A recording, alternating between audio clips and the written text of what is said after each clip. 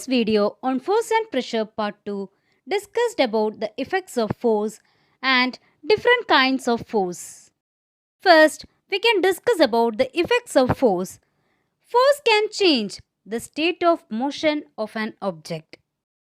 Have you ever seen in the cricket game a batsman can push a fast moving ball in the same direction or opposite direction or change the direction of the movement of ball because of force being applied from his bat.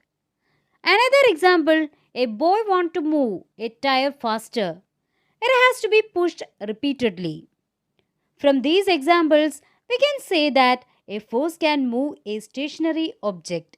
A force can speed up, decrease the speed, and change the direction of a moving object. The state of rest is considered to be the state of zero speed. An object may be at rest or in motion. Both are at its state of motion. Finally, we can conclude that force can change the state of motion. Force can change the shape of an object. The shape of an object can be altered if some force is applied on it. Depending upon the magnitude of the force that is being applied and the rigidity of the object, the effect on its shape and size can be observed. When we apply force on an inflated balloon by pressing it using our hand from both the sides, then the force of pressure changes the shape of the balloon. Similarly, in the kitchen, your mother makes balls from dough and rolls them into chapatis. In this case, she is applying force to make them flat. Another example, the stretching of a rubber band. Here also, we use some force to stretch the rubber band and we can regain its shape by releasing the force. From these examples, we can say that forces can change the shape of an object.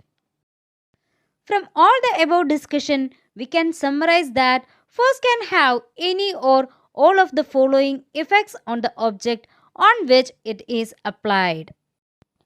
A force can make an object move from rest to a state of motion and move faster. A force can stop a moving object by slow down or stop. A force can change the direction of moving object. And a force can change the shape of an object. So, a force may cause one or more of these effects.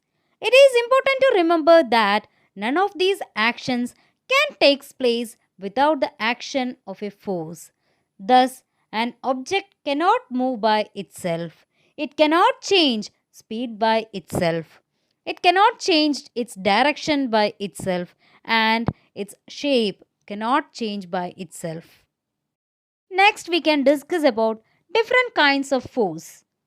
There are two major types of forces, contact forces and non-contact forces. Examples of contact forces are muscular force, force of friction, etc.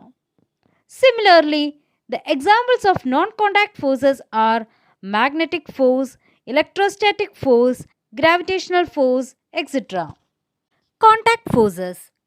Can you push or lift a book lying on a table without touching it? Or can you lift a bucket of water without holding it? In both cases, the answer is no. Generally, to apply a force on an object, our body needs to be in contact with the object. So, we can say that contact forces are the forces which act on bodies when they are in actual contact. Basically, these are of two types, muscular force and force of friction. Muscular force. When we push an object such as a box or lift a bucket of water, then the force is caused by the action of the muscles in our body. This force is known as muscular force.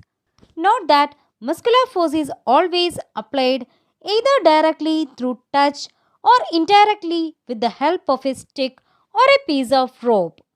For examples, cutting the vegetables or fruits, with the help of a knife, hammering of nail with the help of a hammer, pulling a cart by horse. Force of friction. Do you know why a heavy box on pushing does not move? Why a rolling ball stops after some times? When an object moves in contact with another object, a force known as friction comes into play. Note that the force of friction always acts on all objects and its direction is always opposite to the direction of motion. The moving object in this video gradually slows down and ultimately slows due to the force of friction. This shows that the force of friction always opposes the motion of one body over another body in contact. Types of non contact forces. The types of non contact forces are gravitational force, magnetic force, and electrostatic force. Do you know why the leaves or fruits fall to the ground when they are detached from the plant? This is because of gravitational force. The force due to Earth's attraction is called the gravitational force. This is an example of a non contact force. Now, the force between two magnetic poles placed at a suitable distance is called the magnetic force, in which the like poles repel each other while the unlike poles attract each other. A magnet can exert a force on another magnet without being in contact with it.